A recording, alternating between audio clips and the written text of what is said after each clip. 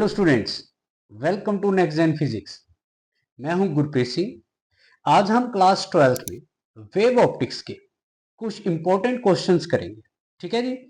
Wave optics के important question में numericals भी होंगे और कुछ थ्योरेटिकल क्वेश्चन और कॉन्सेप्चुअल क्वेश्चन भी होंगे साथ में।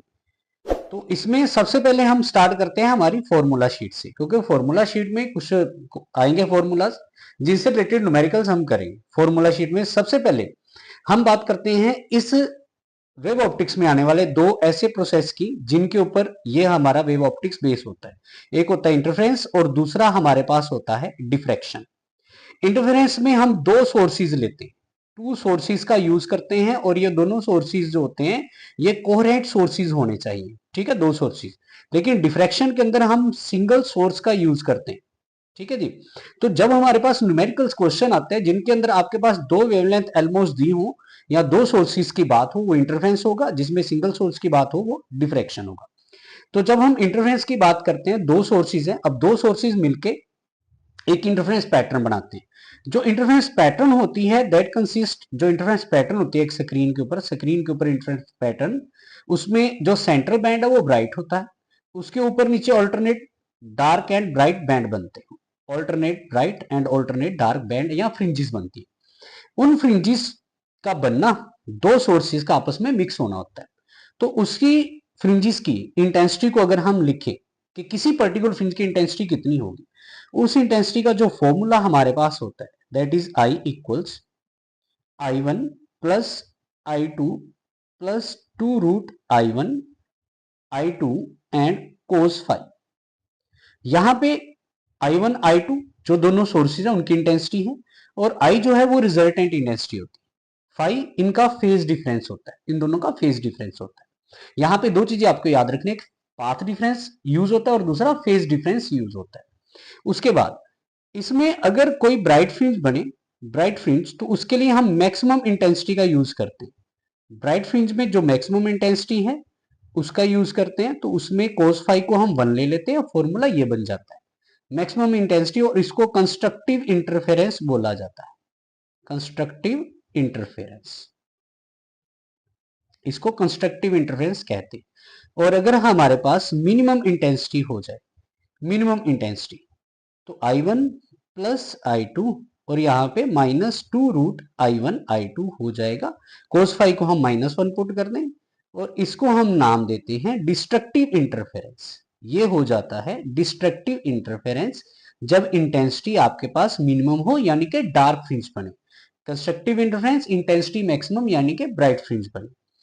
इस फॉर्मूला से ये दोनों आ गए। सम टाइम हमें क्वेश्चंस में ये बोला जाता है that I naught equal to intensity of either source.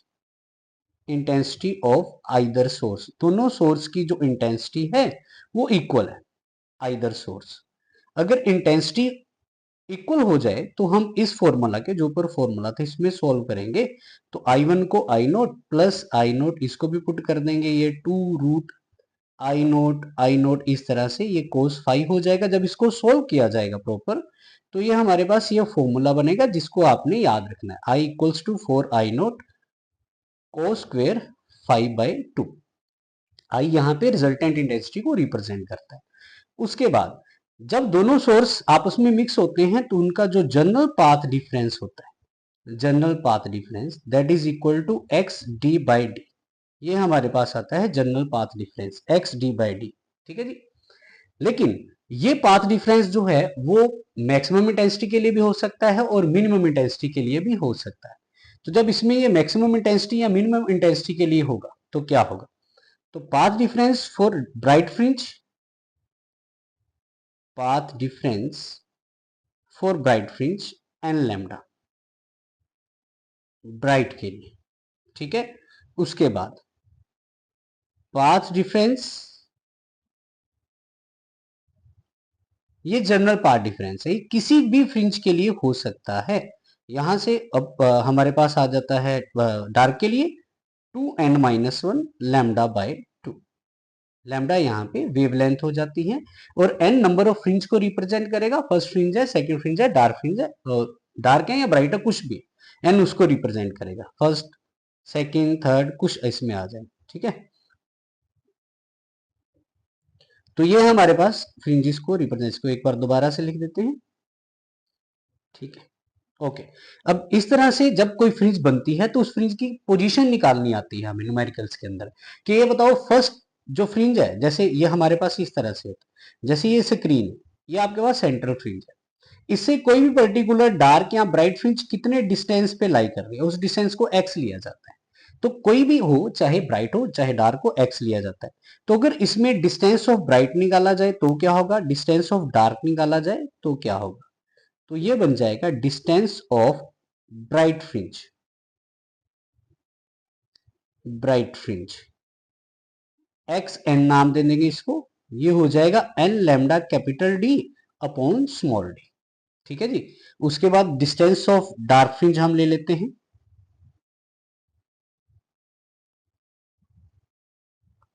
Distance of dark fringe, इसको एक्स एन डैश ले लेंगे और ये हो जाएगा 2n-1 lambda D divided bye 2d, ठीक है। इसका फॉर्मूला इस तरह से बन जाता है 2n-1 lambda D upon 2d।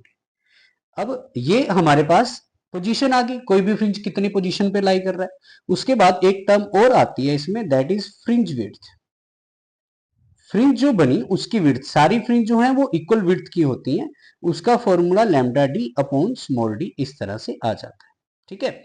अब ये जो डिस्टेंस ऊपर दिया है, ये डिस्टेंस लीनियर डिस्टेंस है, सम टाइम हमें एंगुलर पोजीशन आ जाती है, एंगुलर पोजीशन इसी में ही, ये इंटरफेरेंस की बात हो रही है, angular position of bright fringe, ये इंटरफेरेंस में ही angular position of bright fringe. इसमें आपने कैपिटल डी नहीं लेना, इसको थीटा एन से डिनोट कर देंगे, इसमें कैपिटल डी नहीं लेना आपको, ठीक है। कैपिटल डी लीनियर में आता है डिस्टेंस में। उसके बाद angular position of dark fringe, अब इसमें अगर आपको फर्स्ट की निकालनी है तो आप n1 पुट कर देंगे, सेकंड की निकालनी है n2 पुट कर देंगे, थर्ड निकालना है n को 3 पुट कर देंगे, 2n-1 लैम्डा अपॉन 2d, ठीक है जी। ये आ जाता है इंटरफेरेंस में। अब उसके बाद नेक्स्ट आता है डिफ्लेक्शन। अब डिफ्लेक्शन के अंदर हमारे पास सिंगल सोर्स का यूज किया जाता है, ठीक है। सिंगल सोर्स का यूज जब हम करते हैं तो उसमें जो चेंजेस आते हैं वो कुछ इस तरह से होते हैं। सबसे पहले इसमें जो कंडीशन आती है, या कह लो डिस्टेंस आता है, एंगुलर पोजीशन आती है, यहां से स्टार्ट कर देंगे डिफ्रैक्शन। एक बार मैं यहाँ पे ना टाइटल लिख देता हूँ ताकि आपको अंडरस्टैंड रहे कि अभी हम डिफ्रैक्शन से रिलेटेड जो फॉर्मूलाज है उनको पढ़ेंगे। डिफ्रैक्शन से रिलेटेड सिंगल स्लिट होती है, इसमें एक सोर्स होता है, तो इसमें एंगुलर पोजीशन ऑफ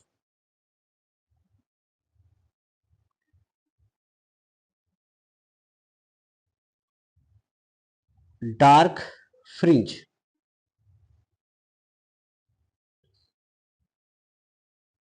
अब यहां पे चेंज होगा कुछ। वो चेंज क्या होगा, जैसे यहाँ पे ना ये स्मॉल डी होता है, this small D is the distance between two slits. हम दो स्लिट्स का यूज करते हैं, उन दोनों स्लिट्स के बीच में ये डिस्टेंस होता है। एक और इसमें जो आया, एक्स के बारे में तो हम बात कर चुके हैं, एन के बारे में बात कर चुके हैं, लैम्डा इसमें वेवलेंथ होता है। कैपिटल डी होता है जहां पे दो स्लिट्स बड़ी पड़ी हुई होती हैं और जो स्क्रीन होती है उनके बीच में डिस्टेंस होता है कैपिटल डी, ठीक है। स्मॉल डी हो गया दोनों स्लिट्स के बीच का डिस्टेंस। अब जब एक सिंगल स्लिट आती है, सिंगल स्लिट में हमारे पास एक ही स्लिट होती है और उसकी विड्थ का यूज किया जाता है। तो उसके लिए जो फॉर्मूला बना इसमें, ये होता है एन लैम्डा बाय ए, और यहाँ पे ए जो है वो आपके पास विड्थ ऑफ स्लिट है, जो स्लिट हम यूज कर रहे हैं उसकी विड्थ है ए। उसके बाद डिफ्रैक्शन में ये हो गया angular position of dark fringe. अब जल्दी से लिख लेते हैं angular position of bright fringe. Bright fringe की एंगुलर पोजीशन में यहां पे 2n+1 लेना आपको, और लैम्डा साथ में डिवाइडेड बाय 2a आ जाता है, लैम्डा अपॉन 2a। उसके बाद अब लीनियर पोजीशन या डिस्टेंस वही ले लेते हैं, distance of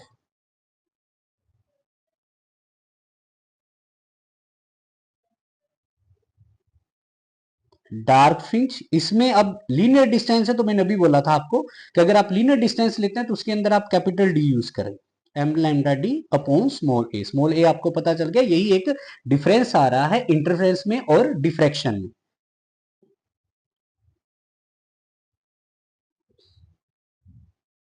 distance of bright fringe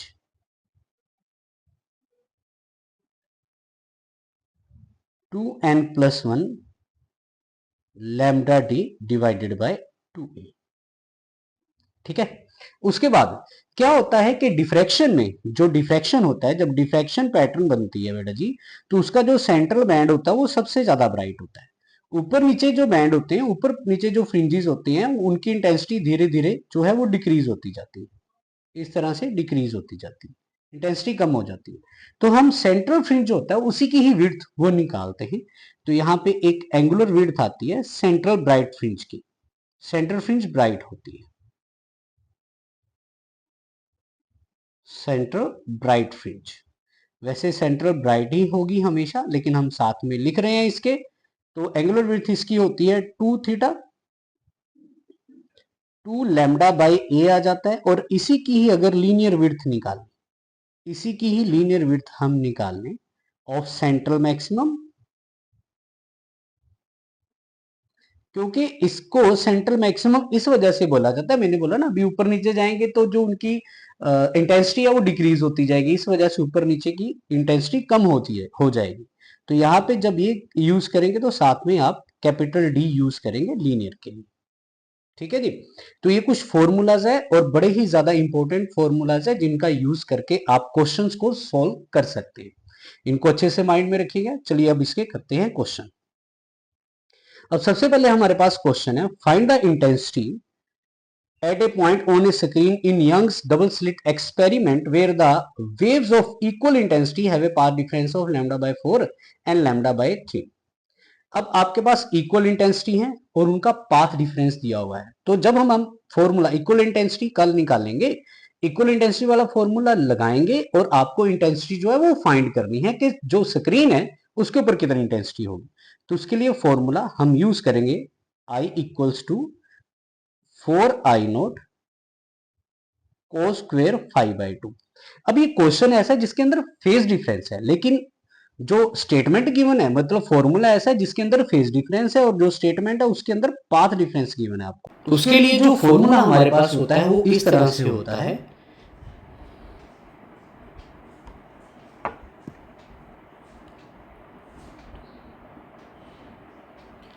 तो जो वो फॉर्मूला होता है वो इस तरह से होता है, that is path difference equal to lambda upon 2 pi into phase difference. तो हमें यहाँ पे फाई निकालना है, तो वो बन जाएगा 2 pi by lambda into path difference. तो सबसे पहले फर्स्ट पॉइंट के लिए ले लेते हैं। फर्स्ट पॉइंट पे जो हमारे पास पाथ डिफरेंस है वो लैम्डा बाई 4 है, तो ये 2 pi by lambda into lambda by 4 हो गया। ठीक है, तो यहाँ से ये कैंसिल कर दिया हमने, ये इस तरह से हो गया, तो ये होगा पाई बाई 2। ठीक है, अब इसको आपने पुट करना है इस फॉर्मूला में और इंटेंसिटी जो है वो फाइंड करनी है। 4I0 cos स्क्वेयर 5/2, 5 की वैल्यू आपके पास पाई है, पाई बाई 2 है, तो ये नीचे एक 2 ऑलरेडी था, ये बन जाएगा पाई बाई 4। पाई बाई 4 का मतलब cos 45 डिग्री हो जाएगा। तो 4I0 cos 45 डिग्री का जो वैल्यू है उसका आपने स्क्वेयर करना है, इसका स्क्वेयर करेंगे तो I इक्वल्स टू 4I0, 1/√2 का स्क्वायर, ये 1/2 हो जाएगा। ठीक है, आप इसको इससे कैंसिल करें तो आपके पास आंसर आएगा 2I0। इसी तरह से इसका बेटा सेकंड पार्ट, सेकंड पार्ट में अगर आप फिर से फाई निकालेंगे तो 2 पाई बाई लैम्डा इनटू जो पाथ डिफरेंस यहाँ पे आपको इसी फॉर्मूला का यूज करके जो पाथ डिफरेंस है वो लैम्डा बाई 3 गिवन है, तो ये हो जाएगा 2 पाई बाई 3। अब इसको पुट करेंगे हम फॉर्मूला में, 4I0 cos स्क्वायर 5/2 होता है, 2 पाई बाई 3 5/2, ये 2 नीचे था, ये इस तरह से कैंसिल हो जाएगा। और कैंसिल होने के बाद हमारे पास इसमें बचा पाई बाई 3। अब ये जो पाई बाई 3 है, cos square pi by 3, pi by 3 का मतलब 60, cos 60 की वैल्यू होती है 1/2 और साथ में इसका स्क्वायर भी करना है, तो 4i0 1/2 का स्क्वायर, तो i इक्वल्स 4i0, साथ में ये स्क्वायर करेंगे 1/4, आंसर बनेगा i0। इस तरह से इंटेंसिटी आपके पास आ गई। After that, two coherent monochromatic light beams of intensities I and 4i superposed on each other. Find the ratio of maximum and minimum intensity in the resulting beam. Maximum intensity का अभी एक formula हमने किया, maximum intensity का जो formula था वो हमने किया अभी, और इसको थोड़ा हम चेंज भी कर सकते हैं, जैसे ये और ये दोनों फॉर्मूला है, इसको थोड़ा मॉडिफाई करेंगे तो हमारे पास कुछ इस तरह से बनेगा। अभी maximum intensity can be written as √I1 plus √I2 का whole square and minimum intensity can be √I1 minus √I2 whole square. Minimum intensity हमने इन दोनों की रेशियो लेनी और यहाँ पे यूज ये करना है आपको, I1 को I निकाल लेना है आपने और I2 को आपने 4i ले लेना है और इसको जल्दी से सोल्व कर लेना है।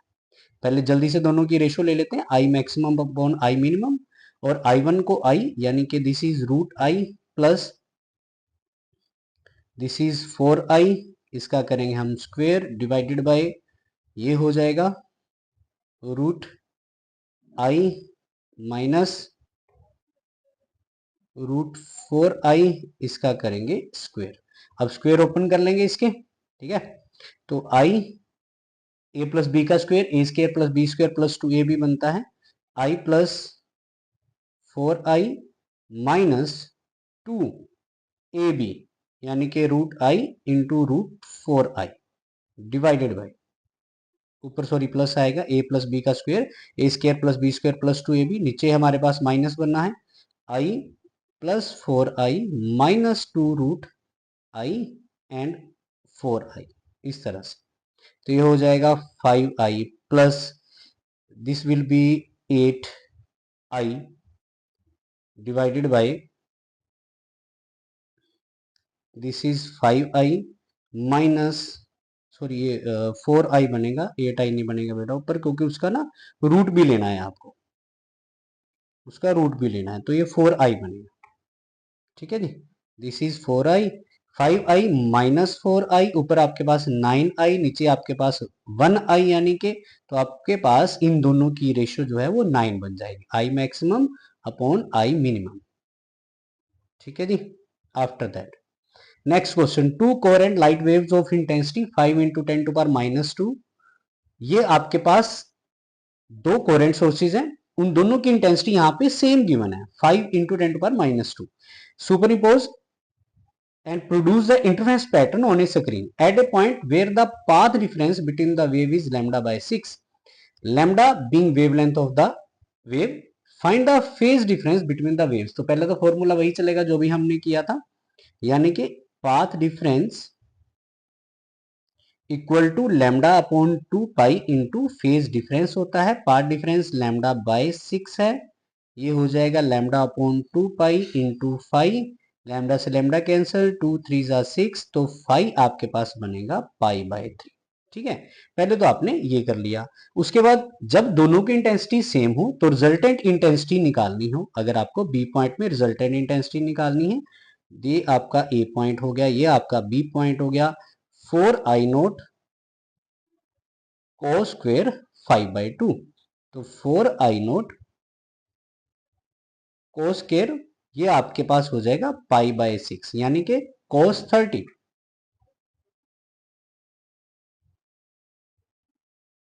4i0 cos 30 की वैल्यू √3/2, इसका करेंगे स्क्वेयर, ठीक है जी। 4i0 स्क्वेयर जब करेंगे तो ये आपके पास हो जाएगा 3/4, 4 से 4 कैंसिल, यानी कि आंसर हो गया 3i0। अब i0 वो इंटेंसिटी है जो आपके पास यहाँ पे गिवन है, जो किसी सोर्स की इंटेंसिटी है, तो I equals to either source की इंटेंसिटी है, यू कैन से 5 इंटू 10⁻², तो 15 इंटू 10⁻², आपके पास आंसर आ जाएगा, और उसका यूनिट यही रहेगा वॉट पर मीटर स्क्वेयर। उसके बाद इसका है सी पॉइंट, सी पॉइंट ये है कि find the resultant intensity in terms of the intensity at the maximum. अब जो रिजल्टेंट इंटेंसिटी है ना बेटा जी, वो आपके पास है I इक्वल्स टू 3I0, लेकिन जो मैक्सिमम इंटेंसिटी होगी दोनों सोर्सेज की, वो कैसे होगी मैक्सिमम इंटेंसिटी? तो अभी हम जब ये वाला फॉर्मूला यूज करते हैं ना, I इक्वल्स टू 4I0 को स्क्वायर 5/2, तो यहां से रिजल्टेंट इंटेंसिटी मैक्सिमम कब बनेगी? जब हम फेज डिफरेंस जीरो ले लेते हैं। ये 5 जो है ये जीरो बनेगा, cos जीरो की वैल्यू 1 होती है, तो I maximum equal to 4I0। तो हमने फाइंड करना है resultant intensity in terms of maximum intensity. Resultant intensity is I, आप इन दोनों को डिवाइड कर दें। I max equal to 3I0 divided by 4I0 हो जाएगा, I0 से I0 कैंसिल, तो I will be 3/4 of max intensity, maximum intensity. ये क्वेश्चन आपके पास इस तरह से हो गया। After that a beam of light consisting of two wavelength. अब यहाँ पे ये क्वेश्चन दो वेवलेंथ वाला, और मैंने बोला था स्टार्टिंग में जब भी दो वेवलेंथ आपके पास आएंगी तो वो इंटरफेरेंस होगा। इंटरफेरेंस में दो वेवलेंथ आपके पास गिवन है, आप इसको ऐसा लेट करें, सपोज आपके पास एक वेवलेंथ है λ1, नाम दे दिया आपने इसको, वैल्यू लिख दी इसकी, दूसरे को λ2 नाम दे दिया और उसकी वैल्यू साथ में लिख दी। Is use in a YDSE young double slit experiment होता है। The slit separation is 1 mm। दो स्लिट के बीच में जो डिस्टेंस होता है उसको हमने 1 mm लिया हुआ है, 1 mm। And the screen is kept 0.60 metre away from the plane of the slit. अभी मैंने बोला था स्लिट्स और स्क्रीन के बीच में जो डिस्टेंस होता है वो कैपिटल D होता है, इसको आप ये लिख लें। Calculate the distance of the second bright fringe from the central maximum for wavelength 500 nanometre. अब सेकंड ब्राइट फ्रिंज का डिस्टेंस आपको निकालना है, ठीक है। अभी हमने पढ़ा था जो nth ब्राइट फ्रिंज का डिस्टेंस होता है that is n lambda d upon small d होता है, लीनियर डिस्टेंस, ठीक है। सेकंड ब्राइट फ्रिंज के लिए आपने n को 2 ले लेना है, तो ये बन जाएगा 2 lambda d upon small d। और इसके अंदर आपको जो वेवलेंथ यूज करनी है वो λ1 यूज करनी है अकॉर्डिंग टू क्वेश्चन, 500 सॉरी λ2 वाली है, λ2 यूज करनी है 500 नैनोमीटर के लिए। तो x2 इक्वल्स 2 इंटू λ2 हमारे पास 500 नैनोमीटर है, तो 500 into 10 to power -9, capital D 0.60 divided by small d 1 mm है, तो 1 इंटू 10 टू पावर -3।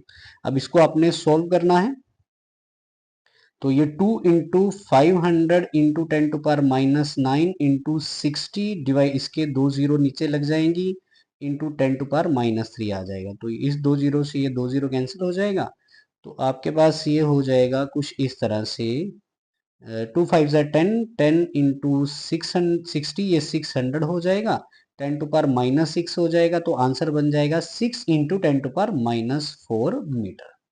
उसके बाद find the least distance from the central maximum where the bright fringes due to both the wavelength coincide।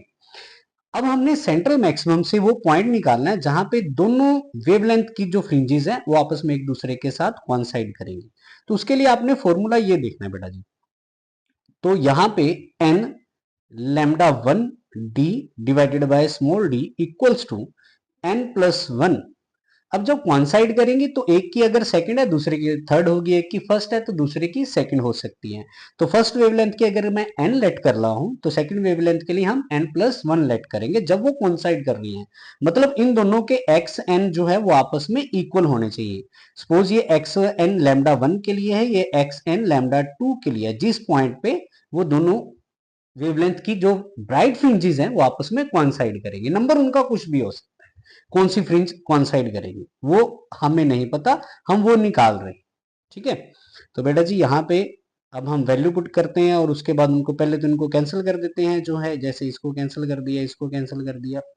λ1 की value हमने ली है 600 into 10 to power -9, और यहाँ पे हमने λ2 की वैल्यू ली है 500 इंटू 10 टू पावर -9। ये आ गया नैनोमीटर में, ये कैंसिल हो जाएगा, ये दो जीरो भी कैंसिल हो जाएंगी। तो 6n equals to 5n plus 5 हमारे पास हो जाएगा, 6n minus 5n equals to 5 हो गया।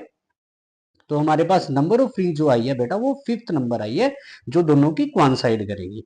और हमने उसकी पोजीशन भी निकालनी है। देखो लीस्ट डिस्टेंस, हमने उसका डिस्टेंस निकालना है। पहले तो हमने नंबर ऑफ फ्रिंज निकाल लिया, फिर उसका डिस्टेंस निकालेंगे। डिस्टेंस अब इस आप चाहे तो ये वाला फॉर्मूला भी यूज कर सकते हैं, ये वाला भी, जो आपका दिल करे वो यूज करें। तो यहाँ पे डिस्टेंस निकालने के लिए सपोज में xn की जगह x5 ले लेते हैं, इसमें हम x5 यूज करेंगे। x5 equals to 5 lambda 1d upon small d. ठीक है जी, 5 इंटू लैम्डा 1 को हमने लिया है यहाँ पे, that is 600 nanometre. 600 into 10 to power minus 9 into capital D आपके पास 0.60 है, divided by small d 1 mm में 10 टू पावर माइनस 3 आएगा। 2 जीरो उसकी कैंसिल हो जाएंगी उधर से, तो 5 6 ये 30 बनेगा हमारे पास। ठीक है, इंटू ये इधर 60 भी बचेगा, इंटू 10 टू पावर माइनस 9, मतलब इसकी 2 जीरो इसके पॉइंट से कैंसिल हो जाएंगे ऐसे करके। ठीक है जी, तो 5 6 30 हो गया, 60 बचा, साथ में divided by 10 to power minus 3 बचा। ये हो जाएगा 6 3 18, 18 इंटू 10 टू पावर 2 बनेगा, ऊपर 10 टू पावर माइनस 6 बनेगा। तो x5 18 into 10 to power minus 4 metre बन जाएगा। ठीक है, ये वो डिस्टेंस है जहां पे दोनों की फ्रिंजेस आपस में कोइंसाइड करेंगी। After that, a parallel beam of light of wavelength 600 nanometer is incident normally on a slit of width 0.2 meter. अब एक पैरल बीम है जिसमें एक सिंगल लाइट दी है, incident normally on a slit, single slit of width 0.2 metre. अब single slit है, उसकी विड्थ गिवन है, तो सबसे पहले इसमें जो वेवलेंथ था उसको यूज करें। Wavelength 600 into 10 to power minus 9 metre ले लें, नैनोमीटर में है।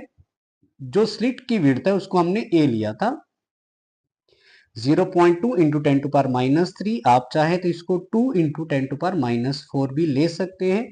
If the resulting diffraction pattern is observe on a screen 1 metre away, capital D की वैल्यू आपके पास 1 मीटर आ गई। Find the distance of first minimum, first minimum का डिस्टेंस निकालना है। तो इसमें जो आपके पास फर्स्ट मिनिमम का डिस्टेंस आता है n lambda D divided by small a. ठीक है, nth के लिए। उसके बाद फर्स्ट के लिए x1 equals to lambda D divided by a. तो x1 निकालेंगे, लैम्डा की वैल्यू पुट करेंगे आप 600 इंटू 10 टू पावर माइनस 9। उसके बाद capital D is 1 mm, small a आपके पास 2 इंटू 10 टू पावर माइनस 4 है, कैंसिल करेंगे, ये 300 जाएगा, इंटू 10 टू पावर माइनस 5 होगा। तो x1 आपके पास होगा 3 into 10 to power minus 3 metre.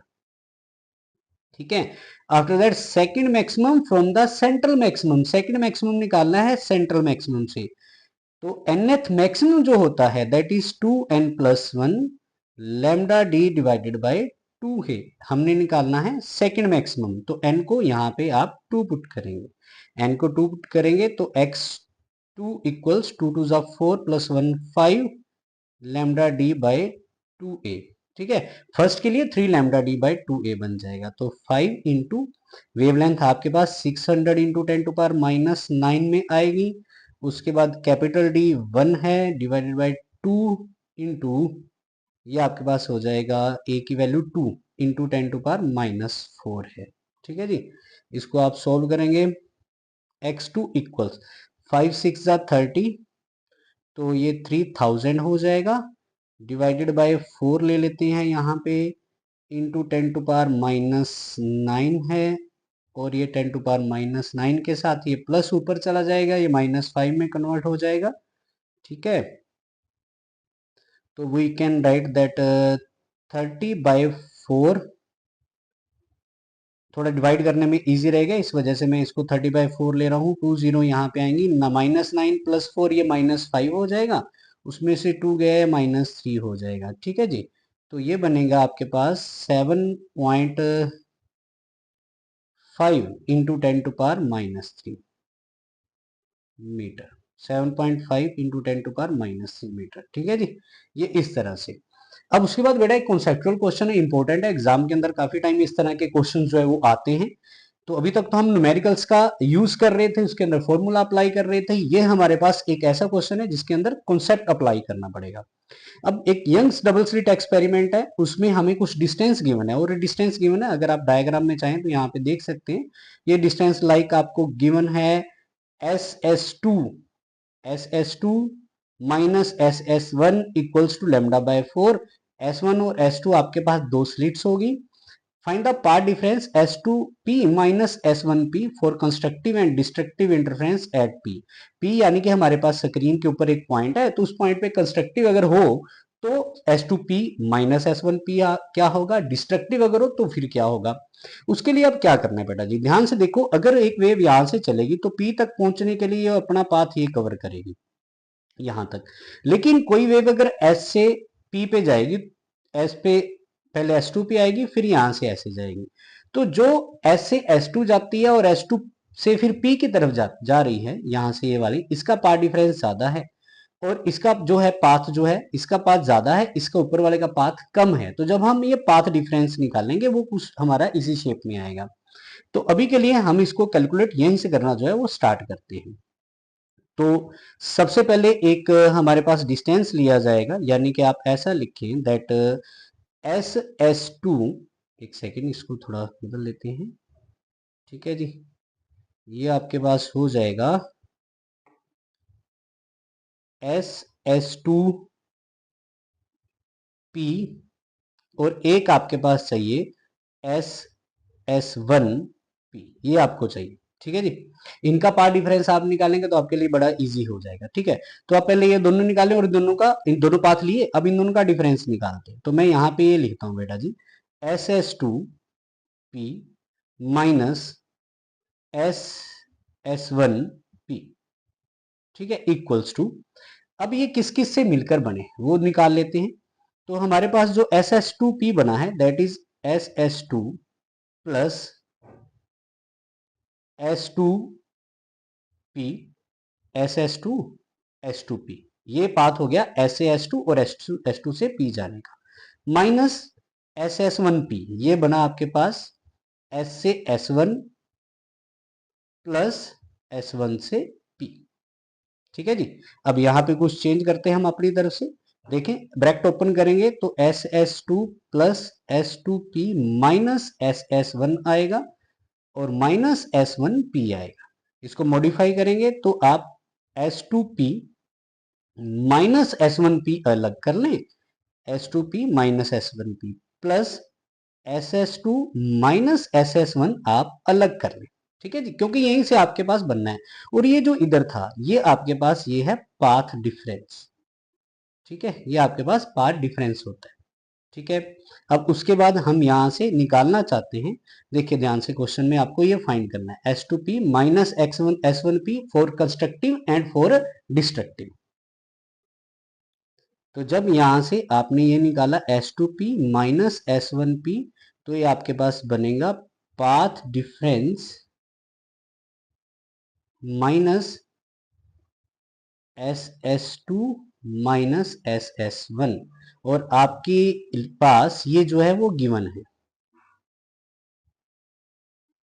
आपके पास ये गिवन है, और ये आपके पास गिवन है λ/4, SS2 माइनस S1 λ/4 गिवन है, λ/4, λ/4 ये गिवन है, ठीक है जी। अब ये पाथ डिफरेंस, अब इसको यूज करेंगे दो अलग अलग उस पॉइंट के लिए, पहले कंस्ट्रक्टिव के लिए और फिर डिस्ट्रक्टिव के लिए इसका यूज करेंगे। इसको हटा देते हैं, तो पहले लिखते हैं आप इसको कंस्ट्रक्टिव के लिए।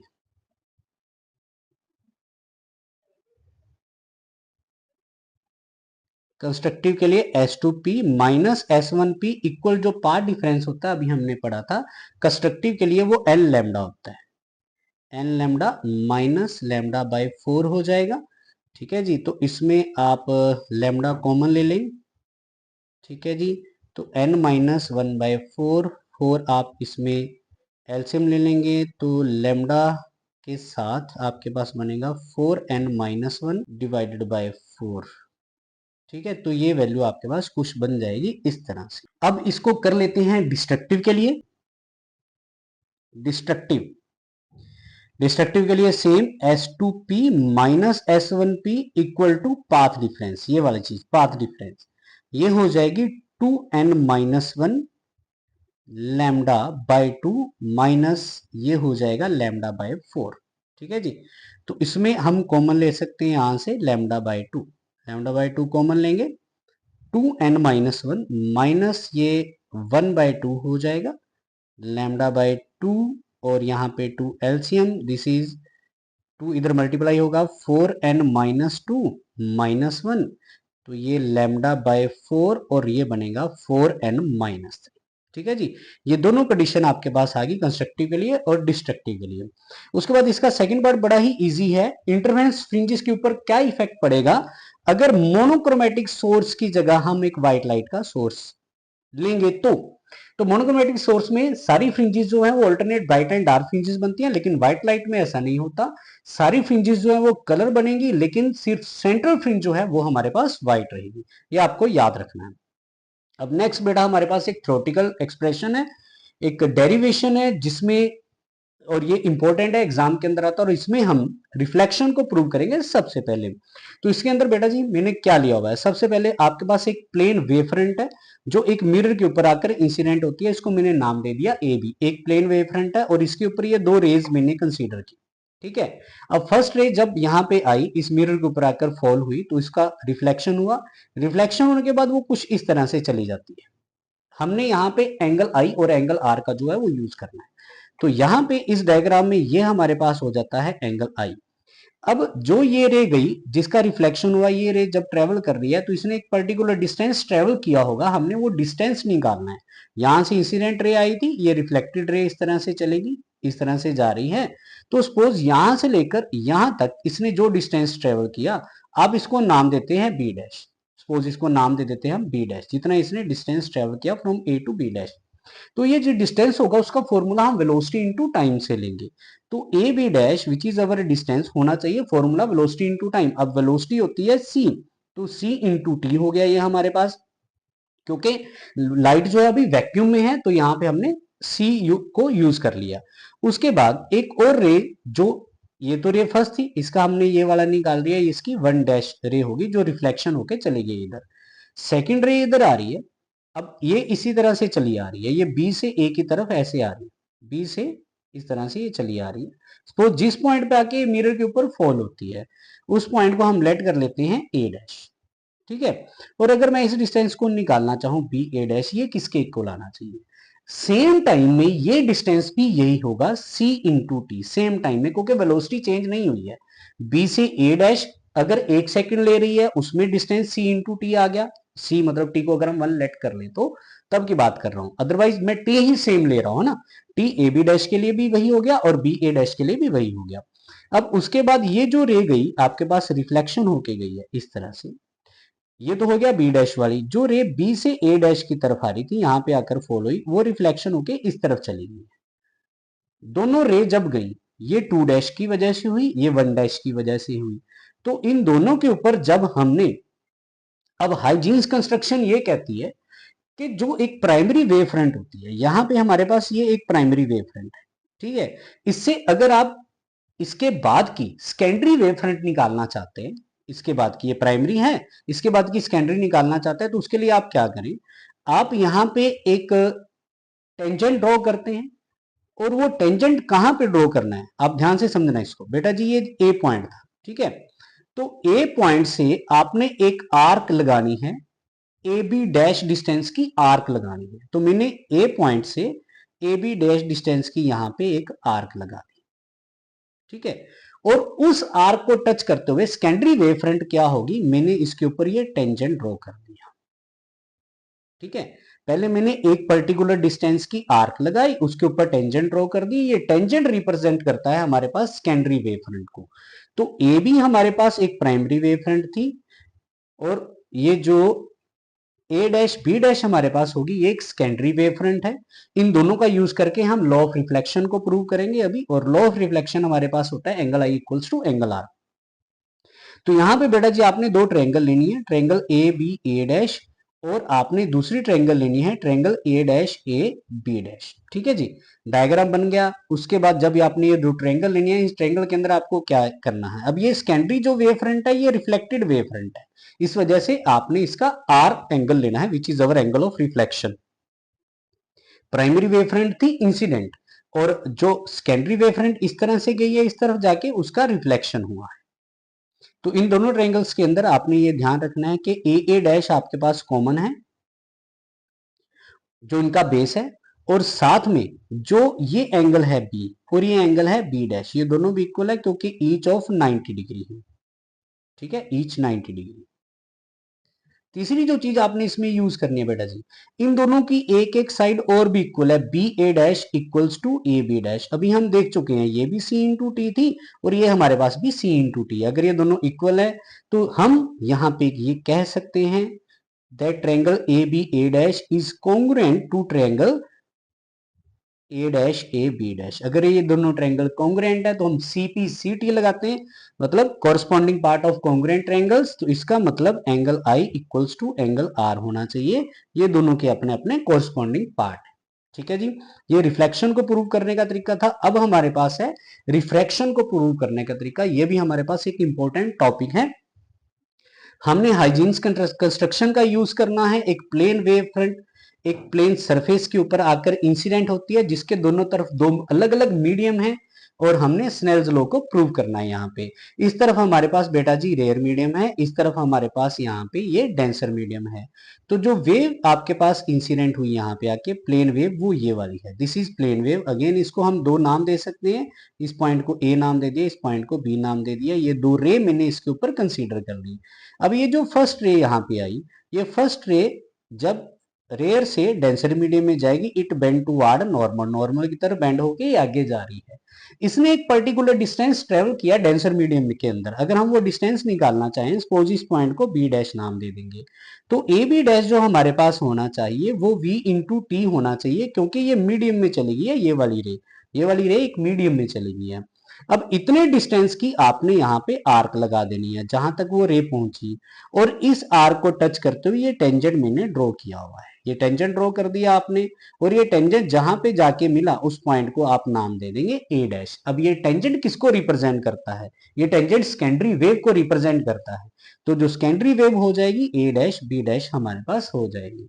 अब टी टाइम के अंदर जो बी से चली है रे, जो ये वाली रे चली है बी से, ये वाली रे आ रही है बी से चल के ए डैश पे पहुंची टी टाइम पे, उसने जो डिस्टेंस ट्रेवल किया है वो आपके पास हो जाएगा सी इंटू टी, क्योंकि बेटा वो भी रेयर मीडियम में ही है, बी ए डैश अभी रेयर मीडियम में है, उसका डिस्टेंस इससे अलग होगा। ए बी डैश डेंसर में था तो वी हो गया, बी ए डैश रेयर में है तो ये सी हो गया। अब हमने सपोज ये इंसिडेंट वेव फ्रंट थी, इसका एंगल ले लिया आई प्राइमरी का, ये रिफ्लेक्टेड वेव फ्रंट जो सेकेंडरी है इसका एंगल ले लिया हमने आर। तो सबसे पहले हमने ट्रायंगल लेनी है ए बी ए डैश, और इसके अंदर से आपको निकालना है sine i. Sine i equals to perpendicular upon hypotenuse, perpendicular इसमें आपका हो जाएगा B A dash, perpendicular is B A dash, क्योंकि ये आपके पास इस तरह से एंगल 90 डिग्री का होता है। तो B A dash upon A dash हो जाएगा। दूसरी ट्रायंगल बेटा जी आपको लेनी है ए बी डैश और ए डैश, इस तरह से। ठीक है, बी डैश इसमें आ जाएगा, यहां से आपने निकाल लेना बेटा जी sine r, which is again perpendicular upon hypotenuse. इसका परपेंडिकुलर ये एंगल 90 है तो ये वाला होगा, क्योंकि जो एक रे होती है वो वेव के ऊपर परपेंडिकुलर होती है। जैसे ये रे आ रही थी, ये भी 90 डिग्री का एंगल बनाएगी, है ना, कोई इस तरह से जा रही है, इसके साथ भी ये 90 डिग्री का एंगल बनाएगी, वेव के ऊपर एक रे परपेंडिकुलर होती है। Sine r perpendicular upon hypotenuse A B dash divided by A dash होगा। इन दोनों को आप डिवाइड कर दें तो ये हो जाएगा sine i divided by sine r equals कुछ इस तरह से, ये आपके पास इक्वेशन बन जाएगी। ये अपोजिट हो जाएगा divided by A B dash. ठीक है, इसको कैंसिल करें, बी ए डैश हमारे पास सी इंटू टी है, ऊपर लिया था, ए बी डैश आपके पास वी इंटू टी है, इसको कैंसिल करें तो sine i divided by sine r ये बन जाएगा आपके लिए सी बाई वी, और सी बाई वी होता है म्यू। तो sine i by sine r equals to mu, ये आपने प्रूव कर दिया रिफ्रैक्शन के अंदर। अब सेम क्वेश्चन है बेटा जी, लेकिन वो तब है जब आप डेंसर मीडियम से रेयर मीडियम में जाते हैं। तो सेम क्वेश्चन जब डेंसर मीडियम से रेयर मीडियम में जाएंगे, उसका डायग्राम ये आपके पास ए से बी प्लेन वेव फ्रंट है, इस तरह से ये रे गई, ये जिस पॉइंट पे गई ये बी डैश, ये आपके पास डेंसर मीडियम होता है, ये रेयर मीडियम होता है। ठीक है, ए से बी जो डिस्टेंस ट्रेवल हुआ वो डिस्टेंस आप लिख सकते हैं, रेयर मीडियम में है तो वो सी इंटू टी हो जाएगा। अब और जो रे यहां से यहां पहुंची है, इसका पाथ निकालने के लिए, इसके ऊपर प्लेन वेव निकालने के लिए आप यहाँ पे ये आर्क लगा देते हैं, और इस आर्क को टच करते हुए ये टेंजेंट आई है जो खींचा हुआ है पहले से मैंने। ठीक है, ये पॉइंट आपके पास हो जाएगा यहाँ पे ए डैश। तो यहाँ पे बेटा जी जो चेंज आएगा वो ये क्या आएगा, देखो जो बी ए डैश रे है वो डेंसर मीडियम में जा रही है, तो टी टाइम के अंदर उसने जो डिस्टेंस ट्रेवल किया वो आपके पास v इंटू टी हो जाएगा। बस ये दोनों जो वैल्यूज हैं ये एक तरह से अपोजिट हो गए हैं उन वैल्यूज की जो पीछे यूज किया था। पीछे हमने यूज किया था A B dash v into t, B A dash c into t, यहाँ पे B A dash v into t हो गया, A B dash c into t हो गया। अगेन वैसे ही दो ट्रायंगल लेने हैं आपको, और इन ट्रायंगल के अंदर बिल्कुल वही वैल्यू लेके साइन आई और साइन आर निकाल लेना है। तो यहाँ पे ट्रायंगल ए बी, ये आपके पास 90 डिग्री का एंगल है, ये भी 90 डिग्री का एंगल है, A B A dash equal, ये देखिए आपके पास sine i perpendicular upon hypotenuse, यानी कि B A dash upon A dash हो जाएगा। दूसरी ट्रायंगल लेनी है आपने, triangle A B dash and A dash, ये आपको साइन आर देगी परपेंडिकुलर अपॉन हाइपोटेन्यूस, यानी कि A B dash upon A dash हो गया। दोनों को डिवाइड कर दें, sine i upon sine r equals B A dash upon A dash into A dash upon A B dash. ठीक है, इसको कैंसिल करें, अब बी ए डैश की वैल्यू v इंटू टी है, ये आपके पास c इंटू टी है, ये अपोजिट हो गया। तो यहाँ पे जो स्नेल्स लॉ आपके पास बनेगा, स्नेल्स लॉ आपके पास बनेगा sine i by sine r equals to 1 by mu. ये तब होता है जब हमारे पास जो वेव है वो डेंसर मीडियम से रेयर मीडियम में जा रही हो। जब रेयर से डेंसर में जा रही थी तो वो हमारे पास हो गया mu equal to sine i by sine r, लेकिन जब डेंसर से रेयर में जा रही है तो अपोजिट हो जाएगा, sine i by sine r equals to 1 by mu. यहां से हम स्नेल्स लॉ को प्रूव कर सकते हैं। ठीक है जी, अब आपके पास ये नेक्स्ट क्वेश्चन है, a parallel beam of light of wavelength 500 nanometre falls on a narrow slit and the resulting diffraction pattern is obtained on a screen 1 meter away. If the first minimum is formed at a distance of 2.5 mm from the center of the screen, then find the width of the slit. अब यहाँ पे ये question में formula वैसा ही लगना है जैसा पीछे था, लेकिन इसमें फाइंड कुछ अलग करना है। तो सबसे पहले इसमें हम लिखते हैं वेवलेंथ 500 इंटू 10⁻⁹ मीटर, स्लिट और स्क्रीन के बीच में जो डिस्टेंस गिवन है कैपिटल डी वो आपके पास 1 मीटर गिवन है। फर्स्ट मिनिमम किस डिस्टेंस पे लाई कर रहा है, x1 इज 2.5 इंटू 10⁻³ मीटर। ठीक है, इसके लिए फॉर्मूला, अब मिनिमम का जो फॉर्मूला था nth के लिए xn equals to n lambda D upon small a होता है। जब इसको 1 पुट करेंगे तो ये हो जाएगा lambda D divided bye a आपको फाइंड करना है, लैम्डा डी अपॉन x1 हो जाएगा, लैम्डा वेवलेंथ है 500 इंटू 10⁻⁹ कैपिटल डी, ये आपके पास 1 है divided bye x1 is 2.5 into 10⁻⁻3। ठीक है जी, तो यहां से ये हो जाएगा 5 into 10⁻⁷ divided by, you can see यहाँ पे 50 ले लें इसको, तो ये बन जाएगा 50 इंटू 10⁻⁸ डिवाइडेड बाय 25 इंटू 10⁻⁴, इसको कैंसिल करें तो ये 2 इंटू 10⁻⁴ मीटर बन जाएगा small a। Distance of the first secondary maximum, first secondary maximum के लिए जो फॉर्मूला होता है x1 equals to 3 lambda t divided by 2a, ये यूज करेंगे। 3 इंटू वेवलेंथ 500 इंटू 10⁻⁹ इंटू ये 1 है, 2 इंटू a की हमारे पास जो वैल्यू है यहाँ पे विड्थ जो अभी हमने निकाली 2 इंटू 10⁻⁴ है, जो पीछे निकाला था वो यहाँ पे यूज हो गया। तो x1 इक्वल्स टू ये बन जाएगा 3 5 जा 15 बाय 4, और ये हो जाएगा साथ में मल्टीप्लाई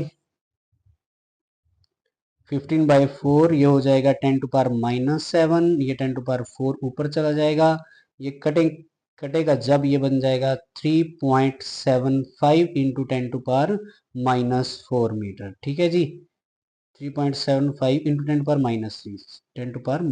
मीटर। ये हो गया, अब आपके पास ये क्वेश्चन सोल्व हो गया। ठीक है जी। उसके बाद अब ये नेक्स्ट क्वेश्चन है, इसमें भी आप वैसा ही पैटर्न अपनाएंगे जैसा पीछे हमने किया था। जैसे क्वेश्चन है, ये इंपॉर्टेंट क्वेश्चन है और ये लास्ट ईयर एग्जाम में आए हुए हैं। In diffraction due to a single slit the phase difference between light waves reaching at a point on the screen is 5 पाई।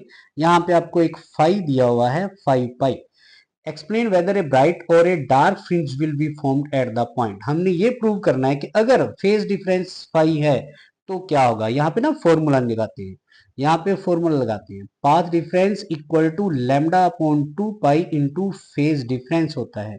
तो ये जो पाथ डिफरेंस है हमारे पास, ठीक है जी, तो लैम्डा अपॉन 2 पाई, फेज डिफरेंस हो गया आपके पास 5 पाई। 5 पाई से 5 पाई, सॉरी पाई से पाई कैंसिल हो गया, तो ये हो जाएगा 5/2 ऑफ लैम्डा। ये आपके पास पाथ डिफरेंस आया है।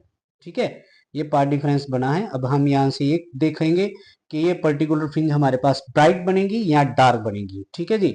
तो डिफ्रैक्शन पैटर्न में जो ब्राइट फ्रिंज का हमारे पास आइडिया होता है, ब्राइट फ्रिंज का, तो ऐसे होता है। ब्राइट फ्रिंज के लिए हम यूज करते हैं 2n+1 लैम्डा, 2n+1 लैम्डा/2। ये हमारे पास कंडीशन होती है 2n+1 लैम्डा/2।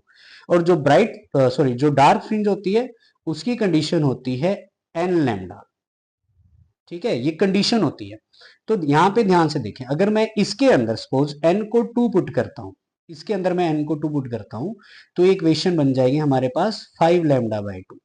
तो इसका मतलब मेरे पास जो फ्रिंज बननी चाहिए, मेरे पास जो फ्रिंज बननी चाहिए that will be bright fringe, क्योंकि डार्क में हमारे पास डिवाइडेड बाय 2 नहीं आ रहा। और वैसे भी आपको याद रखना है कि जहां पे आपके पास 3 आ जाए, 5 आ जाए, 7 आ जाए, वो ओड लिमिट जो है, ओड जो है वो आपके पास डिफ्रैक्शन पैटर्न में मैक्सिमम बनाता है। और जो इवन होता है, मतलब जैसे अगर आप जनरली सिंपल वे में उसको लेना चाहें 1 लैम्डा, 2 लैम्डा, 3 लैम्डा, जहां पे आपको डिवीजन ना हो, यहाँ पे स्पेशली ओड आपके पास ब्राइट बनाता है और 1 लैम्डा, 2 लैम्डा, 3 लैम्डा ये आपके पास डार्क बनाता है।